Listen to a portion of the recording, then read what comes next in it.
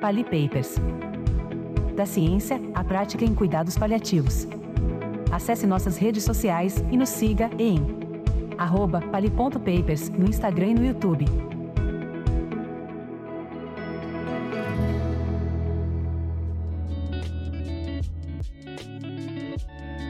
Olá, eu sou Claudinhaia e esse é o 8º episódio do Pali Papers, o podcast que aproxima a ciência da prática em cuidados paliativos.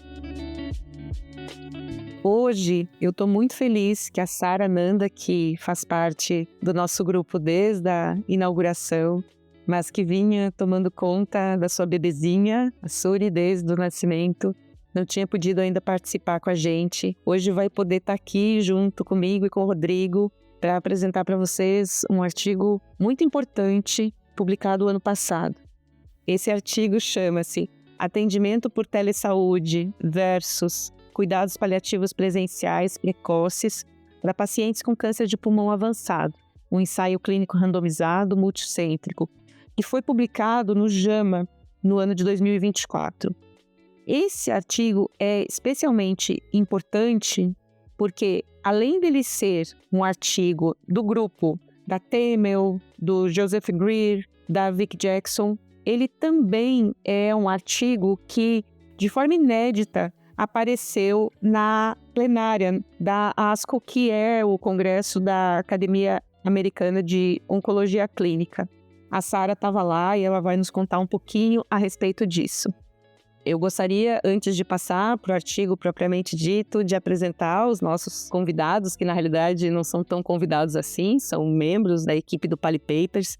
O Rodrigo, que vocês já conhecem, esteve com a gente em vários episódios, é médico, graduado pela UFRJ, especialista em clínica médica pela UFPR e em medicina paliativa pela USP, aqui de São Paulo, coordenador da equipe de cuidados paliativos dos hospitais São Luís Alphaville, Itaim, Anália Franco, São Caetano e Guarulhos, da Rede Dor aqui de São Paulo, e coordenador nacional da Câmara Técnica de Cuidados Paliativos da Rede Dor. A Sara, que é também parte do nosso grupo, mas que ainda não tinha, infelizmente, participado de nenhum episódio, ela é especialista em clínica médica, com área de atuação em medicina paliativa, com residência pelo MEC, pelo HC da USP, mesmo lugar que o Rodrigo também fez a formação. Ela é pós-graduada em cuidados paliativos na Harvard Medical School de Boston. É médica líder nacional dos cuidados paliativos do Grupo Oncoclínicas, membro do Comitê de Cuidados Paliativos da Sociedade Brasileira de Oncologia Clínica, tem MBA em Gestão em Saúde, é coordenadora do Comitê de Residências Médicas e Pós-Graduações da ANCP, foi de 2020 a 2022, e presidente da Sociedade Mineira de Cuidados Paliativos, da SOTAMIG, na época, de 2017 a 2020. É uma das figuras da militância mais forte de cuidados paliativos no Brasil, com certeza no cenário mineiro, uma pessoa muito presente. Então é uma honra ter vocês aqui. Queria começar esse episódio justamente pedindo para a Sara, que estava lá nessa assembleia da ASCO, nos contar um pouco como foi isso e tentar passar para quem está nos escutando e que não está tão apropriado da importância desse congresso, o que significa ter um trabalho de cuidados paliativos nesse cenário. Obrigada, Claudinha. É uma honra fazer parte dessa equipe maravilhosa do Pali Papers, especialmente para falar desse artigo, né, que realmente foi uma emoção muito grande. Eu estava lá na ASCO do ano passado. Para quem não conhece, o Congresso da ASCO é o congresso mais importante dentro do cenário da oncologia, onde qualquer mudança de prática é apresentada e todos os artigos mais importantes, todos os abstracts que são selecionados como esses que podem impactar realmente a mudança de prática, são selecionados para a plenária. A plenária é aquele momento que une todas as salas, né? A ASCO é um congresso enorme, e aí a plenária é aquele momento onde todo mundo está ali prestando atenção. Então, qualquer artigo apresentado ali, qualquer trabalho apresentado, tem um impacto muito grande, porque tá todo mundo que está ali assistindo a ASCO presencial e online está focado na plenária. Então foi uma emoção muito grande estar ali, principalmente porque no ano passado, né, em 2024, a ASCO ela trouxe o cuidado paliativo muito à tona. Na abertura da ASCO, a presidente falou sobre a importância dos cuidados paliativos. E na plenária a gente teve essa primeira vez que teve um artigo, né, focado dentro dos cuidados paliativos sendo apresentado lá. Então realmente foi muito bacana e a gente vai comentar sobre ele hoje, que logo depois ele foi publicado, nada mais nada menos que no JAMA, né, por esse time que sempre está publicando bastante. É isso mesmo. O congresso da ASCO é um congresso na casa das milhares de pessoas, né? Tipo 30 mil pessoas, é uma coisa assim absurda você pensar na logística desse tipo de congresso. Os cuidados paliativos, assim como em outros congressos de oncologia clínica, inclusive no brasileiro, ocupavam espaços muito minguados, né? Muito de escanteio há alguns anos. E nos últimos anos nós temos visto com muita felicidade a ampliação dessa participação dos cuidados paliativos dentro desses congressos internacionais, na ESMO, na ASCO, na SBOC, e que vem trazendo, então, essa parceria, né, entre o cuidado paliativo e os oncologistas clínicos, estreitando essa parceria, mostrando que as coisas não são excludentes. E isso, partindo dessas sociedades, nos anima muito, né? Porque elas realmente influenciam muito a prática dos oncologistas. Oncologista, né, não é um bicho esquisito, né? O oncologista é um médico que está muito habituado a trabalhar com evidências muito robustas, digamos assim. Os N's que eles usam nos trabalhos deles são sempre muito grandes. Em geral, a gente está falando de estudos caso-controle, randomizados, duplos cegos, porque a mudança na prática de terapias oncológicas realmente impacta muito na vida das pessoas e isso precisa ter um embasamento científico muito forte. E eu acho que também pela metodologia desse estudo, pela robustez dele, dentro do cuidado paliativo, que já não conta, né, com números tão grandes quanto esse estudo nos traz normalmente, é que ele ganha também essa notoriedade, além dos autores serem, né, os autores, nossos ídolos científicos aí, que estão sempre nos acompanhando em diversas publicações relacionadas à integração dos cuidados paliativos na linha de cuidados do paciente oncológico. Eu queria passar agora, então, a palavra para o Rodrigo para ele contar para a gente um pouco melhor a respeito dessa metodologia, que realmente segue um pouco, né, a linha dos outros trabalhos que eles já fizeram, mas dessa vez com um número muito maior de pacientes e num número muito maior de centros de pesquisa. Perfeito. É realmente um trabalho muito robusto, a gente fica muito feliz de ler um trabalho com uma metodologia tão sólida, né? Então, a gente está falando aí de um ensaio clínico randomizado, né, que a gente costuma chamar de RCT. Então, eles dividiram os pacientes de uma maneira randomizada entre dois grupos para poder diminuir os vieses associados a algum fator de confusão que poderia mudar os resultados. E eles fizeram isso em vários centros, então é um RCT multicentro. Esse trabalho especificamente chama atenção pelo tamanho dele. Então, ele teve 22 centros americanos. Se a gente pensar no trabalho do cuidado paliativo gradual, do primeiro episódio do Pali Papers, a gente tinha 6 centros, se eu não me engano. Então, esse realmente é muito maior. Eles contam na descrição ali da metodologia 138 profissionais especializados. E, obviamente, eles fizeram um esforço para tentar padronizar um mínimo desses serviços. Eles tinham orientações sobre como fazer as abordagens, mas também é uma força da gente ver que não é algo específico sobre como uma equipe faz cuidado paliativo, né? Várias equipes fazendo cuidado paliativo mostraram esses resultados que são muito interessantes. Então, sobre a metodologia, né? Foi um RCT multicêntrico, basicamente que eles dividiram um grupo, o cuidado paliativo precoce, intensivo, presencial. Então, o que a gente queria dizer com isso? Nas primeiras 12 semanas do diagnóstico de câncer de pulmão avançado, ele passava por uma avaliação com a equipe de cuidado paliativo e continuava com essas avaliações mensais nessa modalidade de consultas presenciais.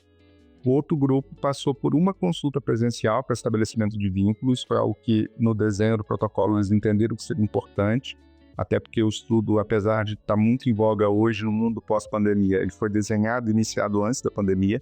Então, eles tinham essa preocupação sobre como estabelecer vínculo através de uma videochamada, talvez para pacientes que não estavam acostumados com isso. mas depois dessa primeira avaliação, os pacientes continuavam com segmento mensal por vídeo, embora tanto os pacientes quanto os médicos poderiam solicitar uma avaliação presencial, né? Algum caso específico de uma necessidade de exame físico, algo assim, esses pacientes poderiam vir e ser avaliados em loco.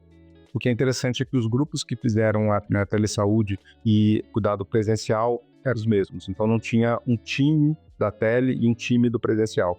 O mesmo grupo fazia as duas intervenções, então a gente consegue imaginar que a gente está conseguindo isolar a variável, que é exatamente o meio de entregar essa intervenção de cuidado paliativo precoce, que a gente já sabe desde o trabalho de 2010, desse mesmo grupo, que saiu no New England, de Crown Class, e vários outros trabalhos desse grupo, que cuidado paliativo precoce melhora a qualidade de vida, diminui sintomas, sofrimento psíquico, principalmente, de pacientes com câncer de pulmão metastático. Nesse grupo, eles olharam, dentro da metodologia, eles olharam qualidade de vida como desfecho primário, avaliaram satisfação, sintomas psíquicos, qualidade de vida do cuidador como desfecho secundário, e eles tinham ali ainda alguns desfechos exploratórios. Então, eles avaliaram, né, antes da intervenção, 12 semanas, 24 semanas. Eles coletaram dados também de 36 e 48 semanas, mas nessa publicação atual não consta nenhum desses dados. Algo que talvez vai estar em uma publicação futura. Então, é isso, assim, um trabalho publicado numa revista de muito impacto, apresentado num congresso extremamente importante, e que a gente vê por que disso, né? Realmente uma metodologia, um desenho muito bom. Eles tiveram ainda de 1.250 pacientes recrutados. Isso foi baseado num cálculo de tamanho moscal, então antes eles tinham previsto quantos pacientes eles precisariam, e de fato conseguiram chegar nesse recrutamento. Imagino que não foi nem um pouco fácil, mas realmente muito, muito impressionante a qualidade do trabalho que eles fizeram. Eu acho que realmente impressionante é você conseguir homogeneizar, né, 22 centros para que a intervenção possa ser considerada comparável entre estes centros. Acho que esse ponto que você citou, Rodrigo, precisa ser salientado, que as mesmas pessoas que faziam atendimento presencial também faziam esse atendimento pela telesaúde, e com isso a gente realmente descola a possibilidade de que um profissional melhor num ou no outro pudesse ser o responsável pelo resultado e não a metodologia como um todo. Esse artigo vem com suplementos que são adquiridos à parte, que explicam melhor sobre isso, e eu sei que a Sara estudou a respeito de como eles fizeram para padronizar essa pesquisa nesses 22 centros. Eu queria que você contasse um pouco sobre isso, porque eu acho que isso é muito importante para que a gente tenha realmente a dimensão da robustez desse trabalho. Eu achei muito interessante todo o desenho do estudo e realmente vale a pena para quem, né, gosta de estudar esse assunto aprofundar aí no suplemento, porque eles explicam mais em detalhes essa intervenção. O que eu achei muito interessante, né? Como eram 22 centros de serviços diferentes, não era o mesmo serviço, eram serviços diferentes. O que eles fizeram para padronizar isso antes de começar o estudo e, o mais interessante, durante o estudo também. Então, eles fizeram primeiro um grande treinamento com todos os centros. Nesse treinamento, eles selecionaram os chefes da pesquisa de cada centro, que eles seriam, né, eles fizeram um train the trainee, então eles seriam os replicadores naquele centro com os outros clínicos que iriam fazer assistência também. Então, né, selecionaram essa pessoa responsável e convidaram, né, teve um treinamento presencial em Boston, que eles fizeram inicialmente, onde eles treinaram tudo sobre o trabalho em si, sobre a metodologia e também sobre a padronização dos atendimentos. Eles não ficaram treinando sobre controle de sintomas, porque isso eles sabem que as equipes já sabem fazer. Mas eles treinaram muito assim, o que é importante de ser abordado nas visitas iniciais, nas visitas de acompanhamento, nas visitas quando tem alguma mudança de estado, na fase final de vida. Então eles padronizaram muito isso, fortaleceram a parte do cuidado paliativo ambulatorial precoce, que é um dos aspectos que é considerado fundamental e que impacta na qualidade de vida, da criação de vínculo, né, que o Daniel fala muito disso no artigo dele, da anatomia da comunicação, que é essas consultas iniciais. Então, a Vicky, até no Geripal, ela fala assim, nos tempos que os pacientes estão estáveis, que como é o acompanhamento precoce, então, muitas vezes ali na entrada daquele paciente no programa, ele vai estar estável do ponto de vista de sintomas. O que é importante ser realizado? Então, eles falaram sobre isso no treinamento. A criação de vínculo e o auxílio na consciência prognóstica e no enfrentamento da doença, né? No que eles chamam de coping. Então, que isso também é fundamental e que existem habilidades técnicas para fazer isso. Então, eles treinaram muito os profissionais todos para todo mundo estar na mesma página, todo mundo estar muito alinhado com isso, né? E uma coisa também que eu achei sensacional é que na pesquisa, após cada consulta, o profissional que fez a visita, seja por via, seja pessoalmente, eles tinham que preencher um formulário falando o que foi abordado naquela consulta, o que foi realizado naquela consulta. E eles tinham que garantir, né, e colocar como que foi feita a comunicação de feedback com o oncologista assistente, que é fundamental no cuidado integral. Então, eu achei isso muito bacana também.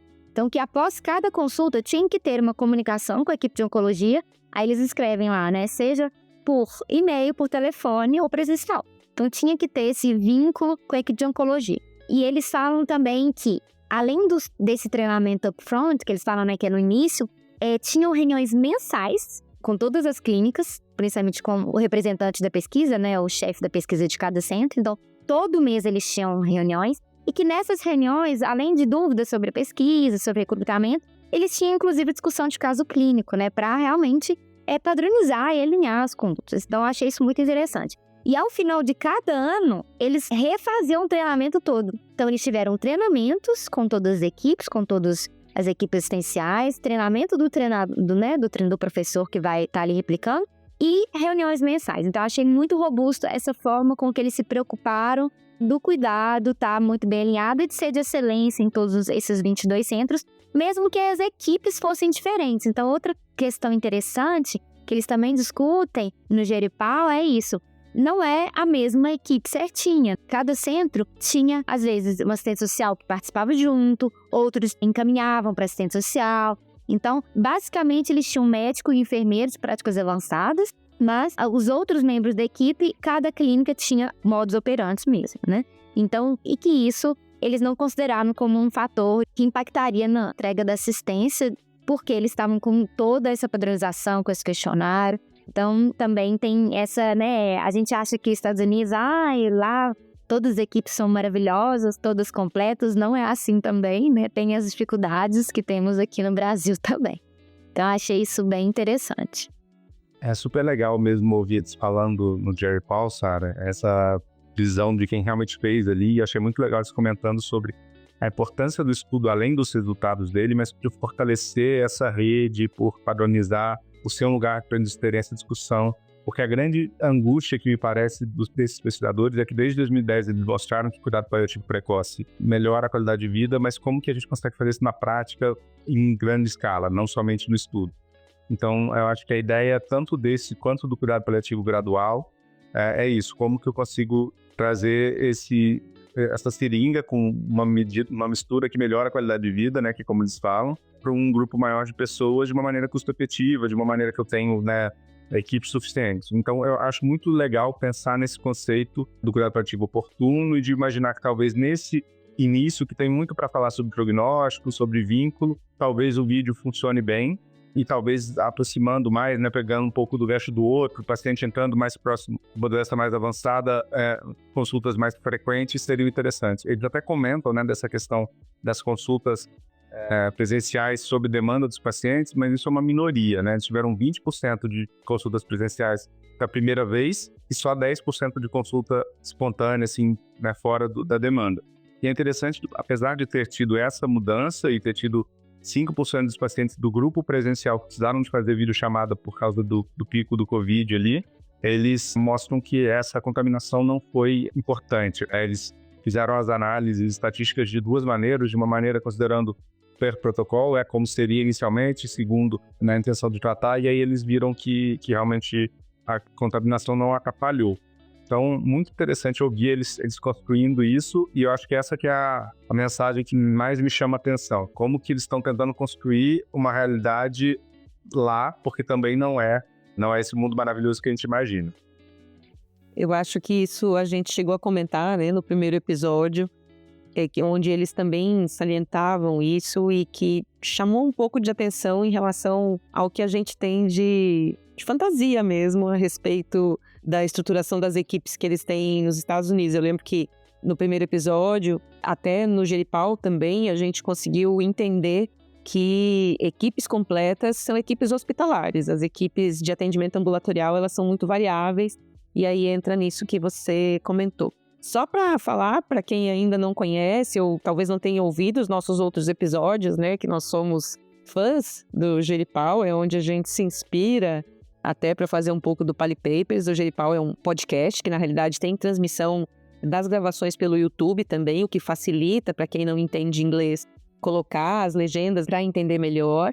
Ele é apresentado pelo Eric Ruidera e pelo Alex Smith, ambos da Califórnia. É o mesmo grupo que criou o ePrognosis também, então é um grupo bem robusto, e eles têm uma particularidade que nós ainda não conseguimos implementar, né, Rodrigo? Que eles pedem para o convidado eleger uma música e eles tocam e cantam essa música sempre no início de cada um dos episódios do Geripal. Então, vale a pena para quem não conhece, pelo menos experimentar, mesmo que não esteja tão familiarizado com o inglês, não é tão difícil assim. A outra coisa que me morde, né, me coça a mãozinha quando eu ouço a respeito dessa questão dos presenciais, é que a gente sabe que o paciente, à medida que ele vai perdendo performance, ele vir para o atendimento presencial vai se tornando uma coisa muito mais difícil, né? Inclusive, a seleção dos pacientes para início do acompanhamento nesses estudos sempre inclui pacientes, assim, não está explícito isso, mas inclui os pacientes que conseguem ir, né, nessa primeira visita presencial. E me coça a mão de pensar num desenho que pudesse incluir o presencial ser também a possibilidade de um atendimento domiciliar.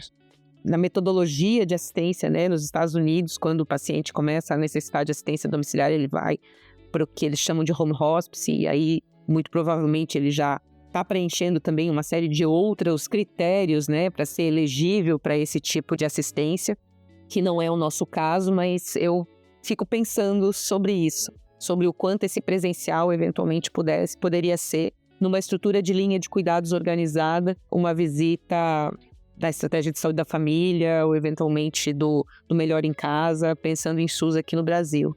Bom, o que eles estavam buscando, já está no título do artigo, principalmente, era comparar o atendimento presencial versus o atendimento por telesaúde, para saber se esses dois eram equivalentes. E aí, Rodrigo, eu queria que você explicasse um pouco, equivalentes em quê? E quais foram os outros desfechos secundários que esse estudo acabou trazendo e publicando?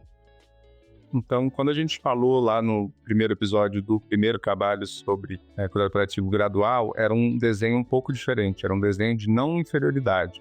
Então, eles sabiam que a intervenção precoce, presencial, intensiva, uma vez por mês, como era lá no protocolo inicial da publicação do New England, funcionava, e aí eles fizeram algo alternativo para tentar ver se seria tão bom quanto ou melhor. Agora, nesse desenho, eles colocaram um teste de equivalência. E qual que é a grande diferença disso?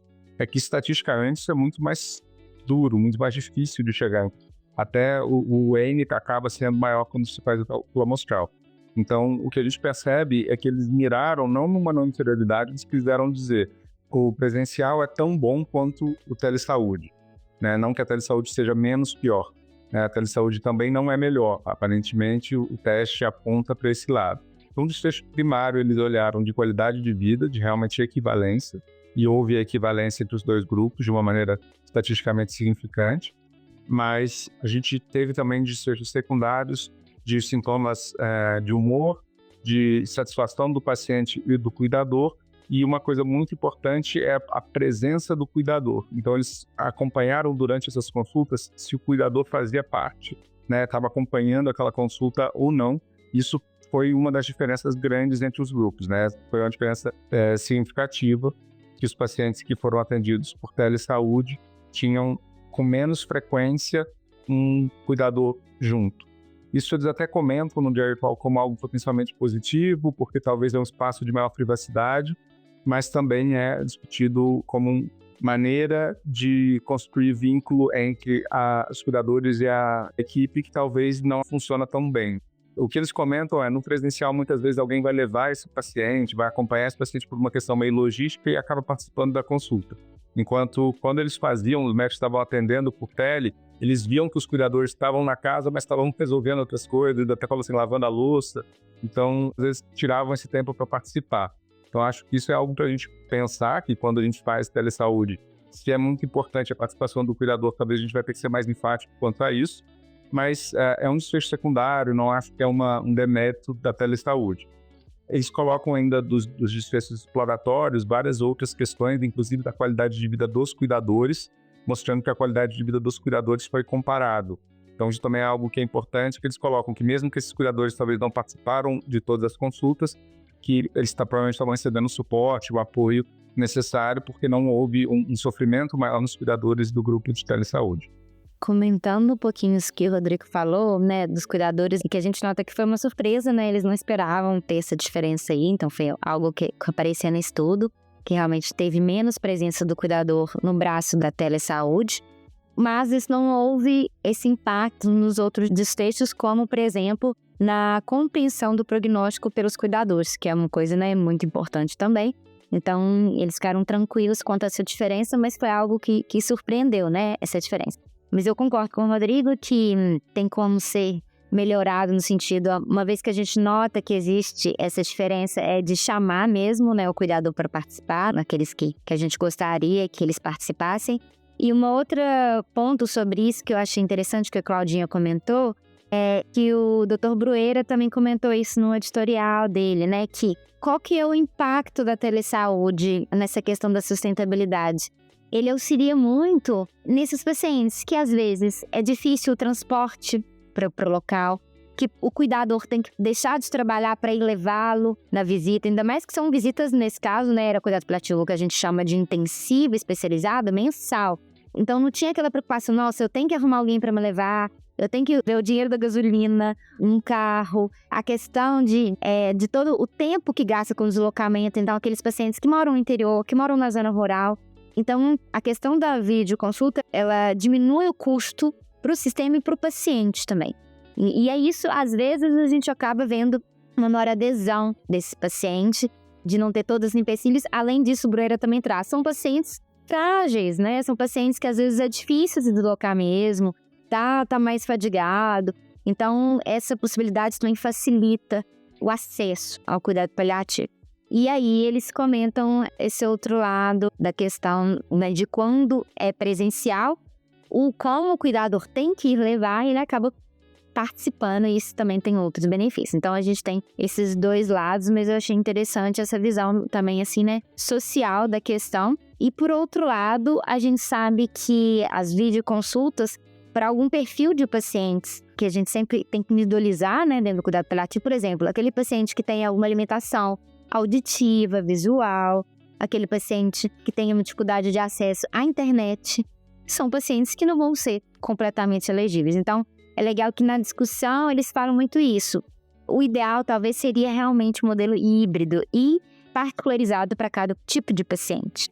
Então, eu acho essa discussão nesse sentido muito rica. Mas eu queria que Claudinha e Rodrigo comentassem também a questão do perfil demográfico do estudo. O que vocês acharam? Isso é uma parte importante, né? Então, quando a gente vai lá na tabela 1, quando eles descrevem as características da população, tem algumas coisas que chamam a atenção. Então, um dos fatores que chama mais atenção é uma pouca diversidade étnica. Então, você tem um grupo de basicamente 80% de brancos, 10% de negros, 5% de asiáticos, 5% de latinos. Então, isso não é muito representativo da maior parte do mundo e da nossa realidade também.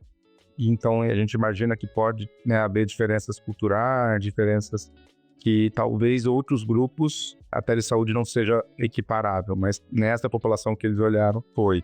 Então, isso é o que a gente fala da validade externa, né? A validade externa do estudo é um pouco mais limitada por um viés de seleção, pode acontecer por N fatores, mas além disso, chama também a atenção ao percentual de pacientes com uma funcionalidade muito preservada. Obviamente, a gente está tentando fazer cuidado paliativo precoce, mas isso mostra que eles estão conseguindo fazer diagnóstico de câncer de pulmão precoce. No sentido de que, se eu não me engano, 75% dos pacientes são ECOG 0 ou 1.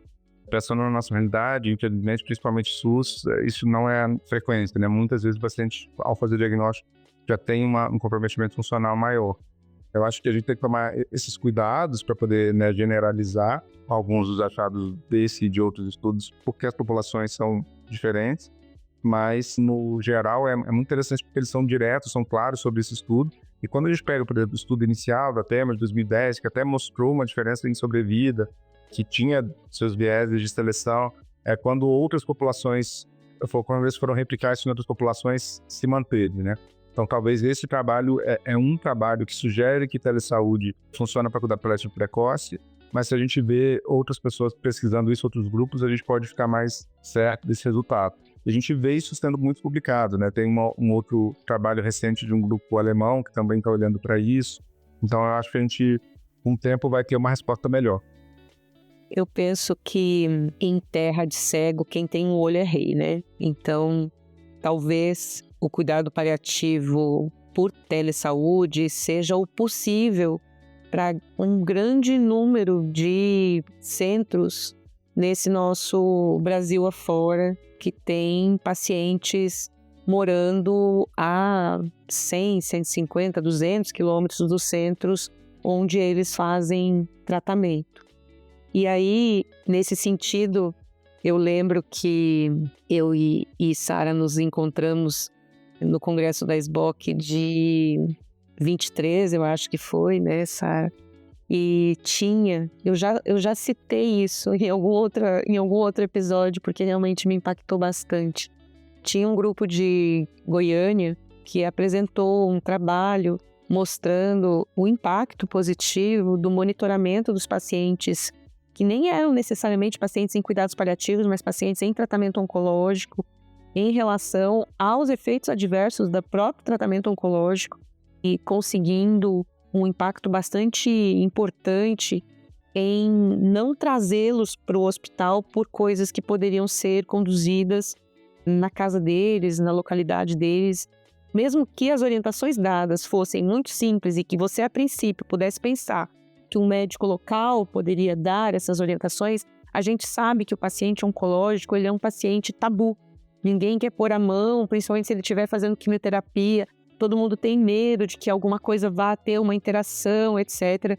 Então, ter o serviço de origem como uma fonte, né, de orientação, uma fonte de monitoramento, é um ganho muito grande. Então, o que sempre me anima nesses trabalhos que estão sendo publicados e cada vez mais publicados é que, se para eles lá, país rico, com muito mais recursos do que a gente, de atendimento a esses pacientes, está sendo bom, que dirá para nós, claro. E aí vem essa coisa da validação externa que o Rodrigo estava falando, que obviamente a nossa população rural, a nossa população mais periférica, vai ter mais dificuldade de acesso à internet, habilidade para lidar com esses equipamentos, etc. Mas isso vai se tornando uma coisa cada vez menos frequente, né? Essas barreiras. Porque hoje em dia a disposição das redes de acesso à internet vem sendo cada vez mais ampliada e você tem comunidades ribeirinhas, comunidades da Zona da Mata, comunidades rurais, todas ligadas de alguma maneira com alguma conexão com a internet. E aí eu acho que a gente precisa passar um pouco, e eu acho que a Sara é muito preciosa nesse sentido, nesse episódio, na prática, né? Quem está fazendo telesaúde hoje em dia, como que está sendo aqui no Brasil? Porque eu sei que o seu grupo faz, o grupo do Rodrigo, enquanto ele estava lá no HC também tinha, né, alguns espaços que isso funcionava. Então, queria ouvir de vocês, porque essa realmente não é a minha prática, apesar da gente ter muito atendimento por telemedicina ou até atendimento telefônico, condução, são pacientes mais pontuais, pacientes da clínica privada, mas de uma forma sistemática, assim, não é muito o meu chão. Sempre que a gente discute um artigo aqui no Palipapers, a gente tem que trazer o que esse artigo impacta na nossa prática, como que é a questão aqui no nosso país. Isso que você trouxe, né, da questão, principalmente do vínculo que o paciente cria com a equipe, que ele está ali no ambulatório, isso vai impactar até a fase final de vida. Então, o meu grupo publicou, inclusive, um artigo na Cancers, no ano passado, que mostra exatamente isso. É um estudo retrospectivo, mas de pacientes ambulatoriais, que eram acompanhadas por equipes de cuidado paliativo oncológico em 32 centros oncológicos no Brasil todo. E aí a gente comparou com aqueles que não eram acompanhados pelo programa de cuidado paliativo e viu, por exemplo, que teve uma diferença de que os pacientes que eram acompanhados pela equipe de cuidado paliativo ambulatorial, eles tinham uma chance maior de falecer em casa, né? O desfecho realmente de falecimento em casa 2 vezes maior do que aqueles pacientes, a probabilidade, né? Do que aqueles pacientes que não tinham acompanhamento da equipe. Aí você fala, nossa, Sara, mas eram equipes ambulatoriais, como é que vocês conseguiriam impactar lá? Mas é isso, porque a gente faz muito vídeo consulta e continuou. O paciente cai em funcionalidade, então é um modelo muito híbrido, né? O paciente cai de funcionalidade e a gente mantém fazendo vídeo consulta. Mesmo que a gente vai estar com outra equipe no domicílio, a gente continua fazendo essa ponte com o domicílio e com o paciente que já tem toda a confiança na equipe, e isso a gente consegue, às vezes, respeitar o planejamento antecipado de cuidado, uma diretiva antecipada que envolva o óbito em domicílio. Óbvio, quando tem condições para isso, né, gente? Mas esse dado envolveu um N grande de pacientes, como eram muitos centros também, né? 1.900, cerca de 1.900 pacientes. Mas foi muito interessante a gente ver esse resultado. E a gente atribui isso muito à telesaúde. Por exemplo, no ambulatório de cuidado paliativo oncológico, a gente tem muita falta às vezes, porque o paciente está neutropênico ou aconteceu alguma coisa. E aí a gente consegue fazer, às vezes quando tem falta presencial, fazer o vídeo teleconsulta com outros pacientes que precisam e aí já estavam demandando. E aí a gente consegue evitar uma ida desnecessária ao pronto-socorro, evitar que esse paciente complique ou piore algum sintoma. Eu falo otimizando mesmo a agenda, porque todo mundo que trabalha aqui com cuidado paliativo ambulatorial deve saber que a agenda de cuidado paliativo não é uma coisa simples, é complexa. E eu acho que a telesaúde, ela vem também auxiliar nisso, né? A gente conseguir ser mais efetivo, otimizar o nosso trabalho, atender maior número de pacientes.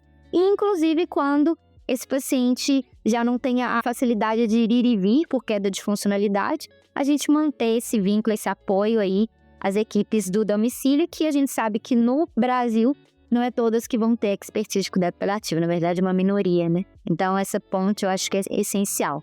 Depois se tiver curiosidade de ver esse artigo aí que a gente publicou ano passado, brasileiro, com ele todo brasileiro, eu mando pra gente disponibilizar no Vale Papers. Mas é só pra gente trazer esse paralelo um pouquinho, né, que é bem interessante. Falando muito rapidamente da prática do HC, eu não ficava diretamente na parte ambulatorial e isso está em reestruturação hoje, mas desde a pandemia a gente tem feito bastante telesaúde. Aí tem 2 modalidades, uma que é realmente dar agendamento das consultas por vídeo, que a gente tinha também uma tendência, acho que até nem era uma questão tão de querer formar um vínculo inicialmente, era uma questão meio que logística, institucional, que a gente não conseguia agendar uma consulta por vídeo se o paciente nunca passou presencialmente no HC. Então, a primeira atendimento era sempre presencial e depois a gente via os pacientes que eram mais candidatos e marcava online. E a gente tinha também o telemonitoramento mais associado à fase final de vida, que os pacientes podiam ligar com demandas e a gente tentava essa coisa do encaixe, da agenda. Então, também sempre tinha uma agenda marcada e às vezes a gente fazia, não era por vídeo, mas era uma orientação rápida por telefone. Eu acho que essa ideia desse modelo híbrido e essa ideia de fazer algo que tem que começar cedo, mas a intensidade da frequência e a própria natureza, se é por tele ou se é presencial, talvez nesse momento mais cedo, se é menos intenso e com o passar do tempo a gente articular em rede com as equipes dos hospitais e do domicílio é o grande segredo. E pensando muito no que eles colocam no trabalho, como, né, falando lá no GRFL sobre como foi importante esse trabalho para essa integração, eu acho que essa vontade da gente pensar em fazer algo brasileiro, né, uma rede de pesquisa de cuidado paliativo, de que a gente pudesse, às vezes, exatamente fomentar uma padronização mesmo com as particularidades de cada serviço. Eu acho que esse é um dos sonhos que fica. Tem uma outra coisa também, que se o paciente não tivesse, né, se eu não estou enganada, se o paciente não tivesse o equipamento necessário para fazer o atendimento por telesaúde, eles forneciam, né, um tablet ou um celular, né, para que essa família pudesse participar das chamadas de vídeo. E eu fico pensando que, obviamente, em grande escala, isso não seria viável aqui, mas por que não, né, ter um agente comunitário de saúde que tenha esse equipamento e que possa ser a ponte, um agente comunitário de saúde jovem, né, que manja bem de todas essas conexões e todas essas coisas, ser a pessoa que faz essa visita no momento dessa chamada de vídeo e auxilia, eventualmente, um casal de idosos ou alguém que tenha um pouco mais de dificuldade de fazer esse contato. E também herdaria, digamos assim, a tarefa de traduzir as orientações, dar continuidade, repassar para a unidade básica de saúde, que daria continuidade, talvez, a alguma ou outra orientação ou vigilância. Me faz muita falta pensar nisso, salienta a falta que faz um prontuário único dentro da rede de cuidados, né? Porque isso facilitaria muito que essa comunicação fosse feita de uma forma mais efetiva. Eu acredito que a gente caminha a largos passos para vários modelos, né, híbridos só de telesaúde, enfim, vários modelos agora, principalmente com a implementação da Política Nacional de Cuidados Paliativos. Nós estamos em fevereiro de 2025 e acredito que nós tenhamos ainda muitas novidades nesse campo da implementação da política que vão vir de criatividade, iniciativas, de serviços que vão atender às especificidades das populações que eles precisam dar conta do atendimento. Eu sei que esse é um assunto muito rico, acho que a gente conseguiu passar bem por todos os pontos do artigo que era o nosso objetivo, trazer da ciência prática. E eu queria devolver a palavra agora, primeiro para a Sara e depois para o Rodrigo, para que vocês possam deixar aí o seu último comentário e a sua despedida aqui de quem está nos escutando. Não, só agradecer mesmo por poder participar aqui junto com vocês. É muito bom a gente ter esses momentos de discussão científica aplicados à prática. E eu acredito que desse artigo vão surgir outros. Os próprios autores já descreveram no artigo que outros despechos, né, como o Rodrigo falou, né, com 48 semanas. Também outros pesquisadores, tem um pesquisador do Dana-Farber, que é o Isaac Cho, que ele está investigando quando que o médico, fazendo a videoconsulta, achava que tinha que transicionar para uma consulta clínica presencial. O que gatilhos que são esses, né, que são necessários. Então, ele está fazendo um questionário, uma outra pesquisa sobre isso, usando essa mesma população. Então, acredito que desse vão surgir outros e que isso nos impulsione, como diz a Cláudia, tanto a propor melhorias aqui no Brasil, né, na nossa política nacional, novos modelos, quanto também a conseguirmos mostrar os nossos dados, fazer pesquisa, né, aqui, que também não é fácil. Como a Cláudia falou, eles tiveram um tablet porque eles tinham um financiamento maravilhoso para essa pesquisa, mas a gente aqui, né, com o nosso jeitinho, a gente vai sempre encontrando maneiras também de conseguir fazer também, né, pesquisa, mostrar que a gente consegue fazer um cuidado paliativo de excelência, que a gente está crescendo cada dia mais. Temos excelentes profissionais aqui e que só precisamos nos organizar, né, igual a Cláudia falou, uma coisa que é sonho. Prontuário unificado e essa questão, né, da atenção primária, ter esse olhar para a gente conseguir fazer matriciamento aí de cuidado paliativo especializado com a atenção primária, mas é um sonho super possível e eu sou bem otimista. Então, eu acho que esse é o meu recado final. Vamos todos trabalhar juntos para que isso aconteça. Muito feliz, queria agradecer pela oportunidade de viver esse tempo com vocês, de ouvir vocês também falando, né, desse artigo que eu acho que dá a gente uma certa esperança de... A ideia de fazer cuidado paliativo precoce não é simples, mas a gente pode criar alternativas, seja uma abordagem gradual, seja uma abordagem que use mais telemedicina, tudo isso mantém o benefício do cuidado paliativo. Então, acho que dá ideias de como a gente se estruturar e apresentar propostas para os nossos gestores e coletar esses dados para talvez trazer uma validação na nossa realidade também dessas abordagens. Fico muito feliz, agradeço aí pelo convite e até a próxima. Acho que no começo queria se provar que o cuidado paliativo precoce era importante e trazia melhora de qualidade de vida. Como a gente já comentou lá desde o primeiro episódio, essa página está virada. Já sabemos que o cuidado paliativo precoce traz melhora de qualidade de vida para esses pacientes. A segunda coisa agora que está se entendendo, mas sinaliza fortemente que são equivalentes, é o cuidado paliativo precoce por telesaúde ou por atendimento presencial ou no modelo híbrido, individualizado, que ainda precisa ser validado em outras populações.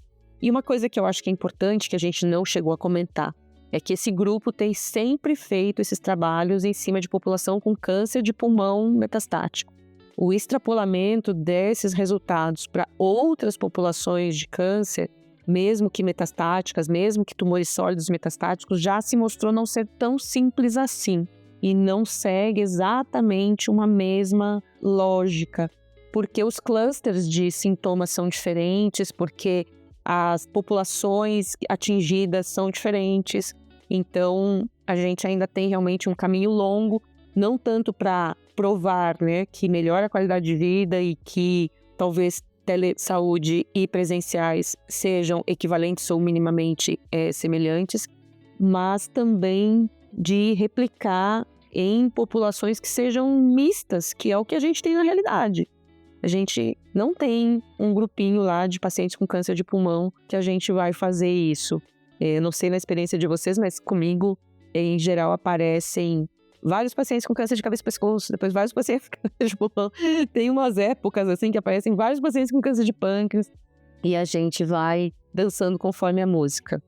Queria agradecer mais uma vez vocês por estarem aqui e quem está nos escutando também.